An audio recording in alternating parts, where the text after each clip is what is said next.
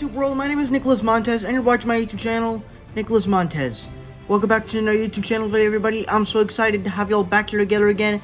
And in today's video, we're going to be discussing another movie list, and this time we're doing my top 5 favorite movie sequels of all time. Now, when I'm talking about sequels, I'm talking about the second movie in each of the series. So movies like Infinity War, Endgame, they're not going to be included. If you want me to do a list that includes fourth or third movies of the list, those will be coming later. But right now we're doing these movies. So, with that said, let's get started talking about my top 5 favorite movie sequels of all time.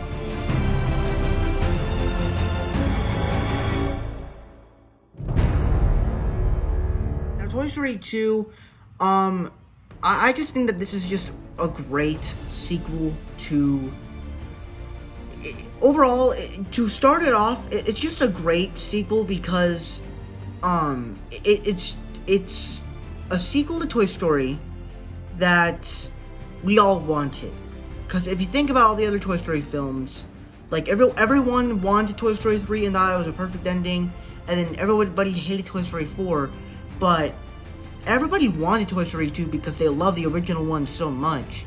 And it continues the world, it explores some interesting themes on childhood and nostalgia, and it introduces some new characters. Of course, the new characters like Jessie, who her story is just so, her backstory is just so heartbreaking.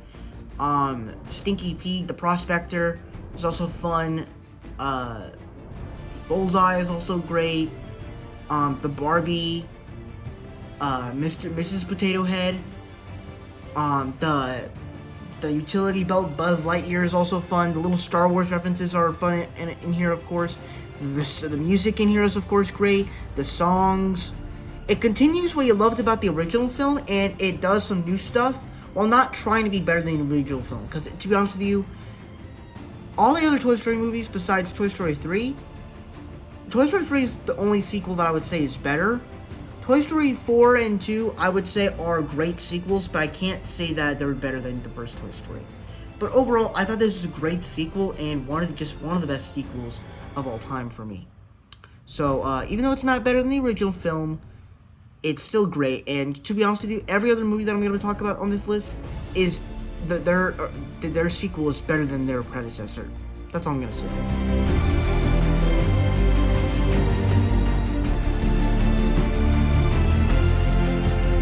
The Winter Soldier, I thought was such a great sequel.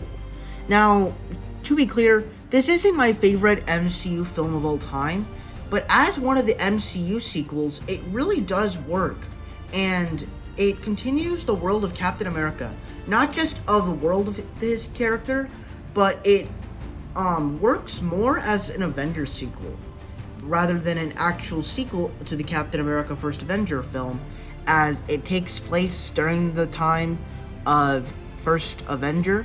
I mean, it takes place after the First Avengers, and I think that the way they did it was because he can't trust anyone now. Because back then you could know who to trust. You could trust SHIELD, you could trust the government, and Hydra was not the person you could trust.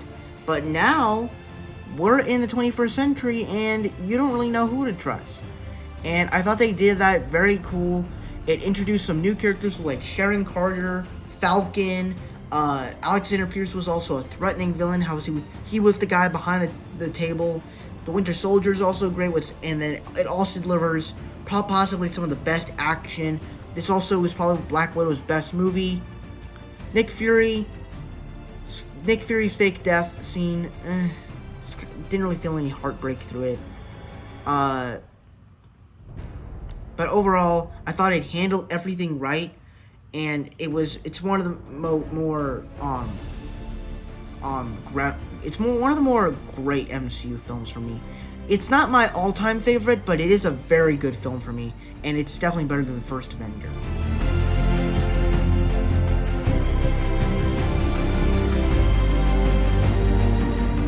Okay, so if you know me, I was not the biggest fan of the first Incredibles. I liked the action, I liked some of the characters, and I liked certain moments, but it's like I didn't find the film perfect. And I didn't find the film great.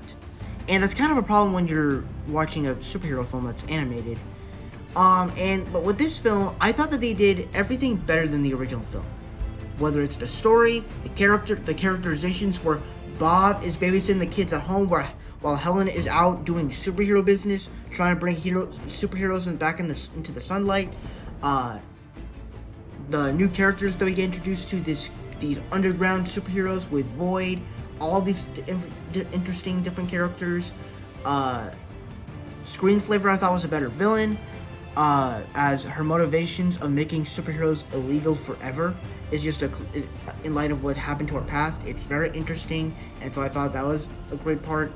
Jack was also the funniest part of the film, where he basically is, fighting raccoons, doing superhero baby stuff, just being cute, and he just nails it. So it really much does everything I loved about the original Incredibles and makes it better.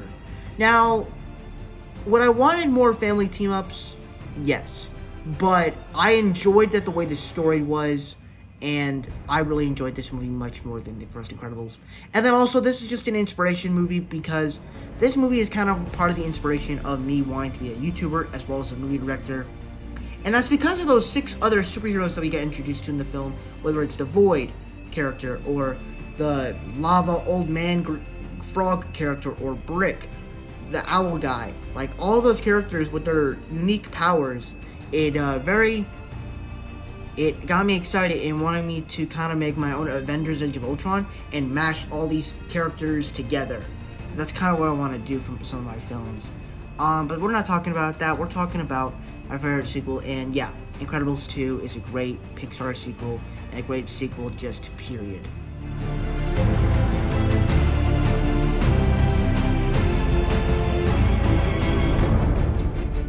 Alright, now Shrek 2, if you know me, I love the original Shrek. I don't think I've ever talked about Shrek on my channel before.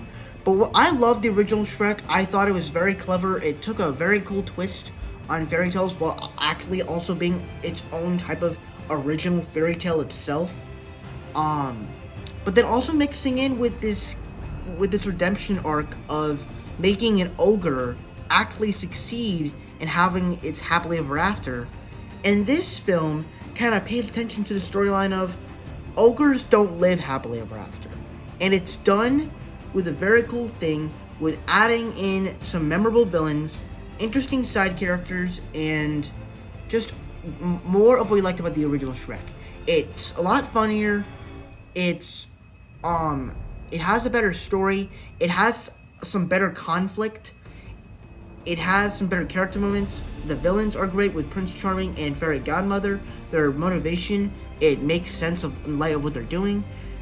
The new side character, Puss in Boots, is one of my favorite side characters of the entire Shrek franchise, just because he's so charismatic, he's funny, and he can be the hero at times, protecting Shrek and Donkey from knights and pirates and stuff. And he's also cool, played by Antonio Banderas. And then, of course, I think this movie mixes in with The Princess and the Frog, because technically we realize that Fiona's dad has actually been a frog, and Fairy Godmother turned him into a human for his happily ever after.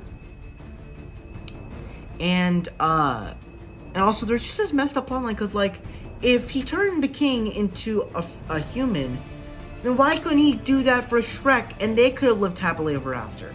Like, that doesn't make any sense.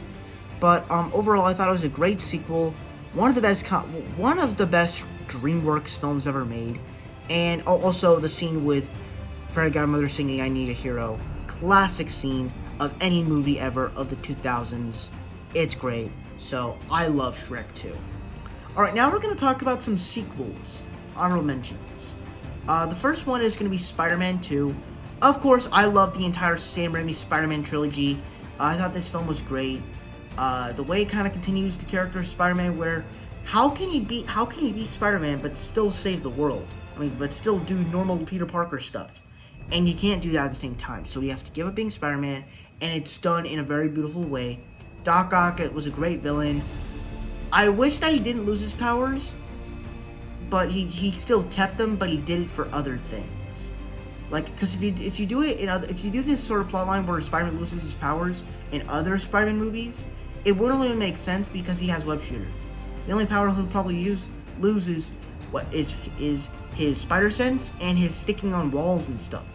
He can't lose his web shooters because web shooters can work anywhere. You just gotta do, and that's it. So I thought it was a good movie, but not my favorite sequel of all time. Alright, the next two are actually going to be part of a separate, part of the same franchise. First one is X-Men Days of Future Past. I personally love this movie, as this was the first official X-Men film that I actually did watch, and I personally loved it. Do I love it more than First Class though? Not so much. I think First Class had a much better story. It had some better villains, better characters. While X-Men Days of Future Past kind of felt like an incomplete story when it came to the end, but it still felt satisfying in light of what happened. And then the next sequel is X-Men 2. Once again, it just does better than the original film, but to me, it has better action, better character moments, and just better at everything, but I don't think it's one of the best sequels. And then the last one is going to be Frozen 2. If you know me, I'm a huge fan of the first Frozen. I absolutely love the first Frozen so much. And now that we're actually talking about this one, I can definitely say that this is definitely a definitive sequel, and this is definitely one of their better sequels because we got Ralph Breaks the Internet, The Rescuers Down Under, Three Caballeros, and none of those sequels really worked for me. But this was probably the only one that I was like, yeah, this movie works for me, and I love it. So that's my take on Frozen 2 and stuff. So the animation was great. Some of the story was kind of cool. The way it kind of connects back to the original to the original Frozen.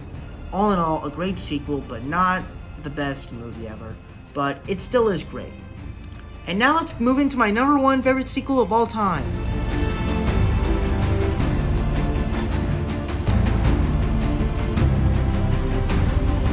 This movie takes everything that you loved. The reason why this is my favorite sequel of all time is because it makes a sequel of a beloved original and takes everything you loved about that film and makes it better. Whether it's the action, the story, the character moments, the character of Poe, the villain, everything about this film is great. The way they do the action is, of course, phenomenal. It has more action, and it's also phenomenal. The character relationships with the Furious Five and Poe, I of course love seeing the Furious Five in these films. They're probably my favorite part, as they're all played by likable voice actors and they're all likable characters, and they're actually respecting Poe now. You also just get to see like Poe as this respected hero of the Valley of Peace, and it's just very cool. You also and speaking of Poe, you just get to learn more about him as he explores that this peacock guy is behind his parentage of like how his parents were and where they came from, and you start to explore that, which sets up the third movie, and I thought that was really cool.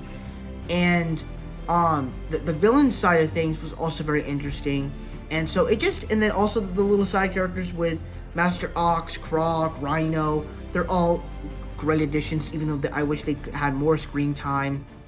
But when they came in the third act, I thought it was great. But it also has another great score by Hans Zimmer. Of course, Hans Zimmer, he's fantastic in every movie he does for a score. So overall, I thought this movie was amazing, and it's my favorite sequel of all time. So that's why it's at number 1. So that's my ranking of my top 5 favorite movie sequels of all time. Thank you guys so much for watching. I hope you enjoyed. Don't forget to like, comment, and subscribe. My Instagram is Marvel6, and my TikTok is MarvelFan. If you guys don't understand those names, head to my bio section so you can follow me on all social medias. I'm also on Letterboxd. It's the same name as Instagram of _6_, and I'll see you guys in the next video. Bye bye.